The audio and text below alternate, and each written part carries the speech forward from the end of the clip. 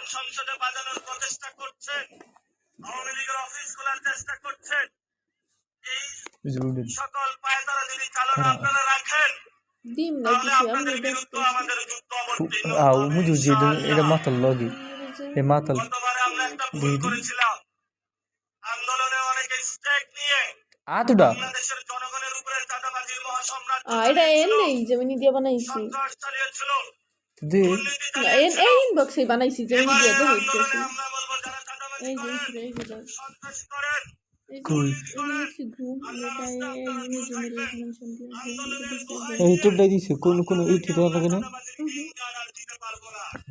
নতুন করে শুরু হয়েছে, অনেকগুলো মন্ত্রী হয়েছে, চাঁদাবাজির নতুন সিস্টেম করেছে সমঝোতা।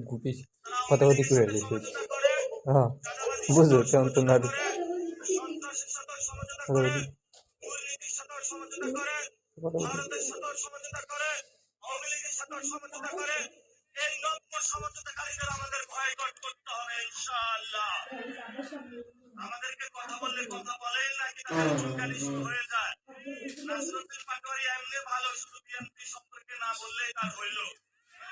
আমি বিএনপি নিয়ে বলতে চাই না, আমি চাঁদাবাজদের নিয়ে বলতে চাই, সন্ত্রাস নিয়ে বলতে চাই, দুর্নীতি নিয়ে বলতে চাই। যদি তোমার দলে এগুলা থাকে দ্রুত তাদেরকে বের করেন, না হলে আজকে যেমন মানুষ বলছে আব্বাস চাঁদাবাজ, কালকে বলবে বিএনপি চাঁদাবাজ।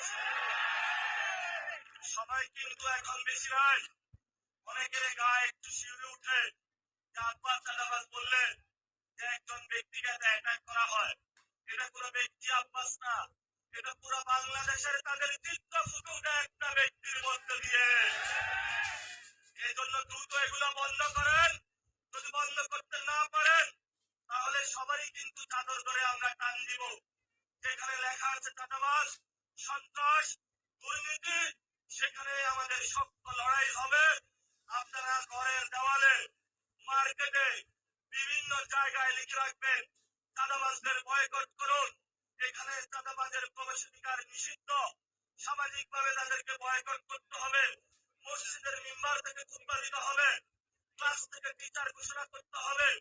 তোমরা যারা চাঁদাবাজ আছো, স্টুডেন্ট যারা রয়েছেন, বলতে হবে বাবা যদি তুমি চাঁদাবাজি করো তোমার ইনকাম আমার দরকার নাই, তুমি এই ঘরে আর আসবা না।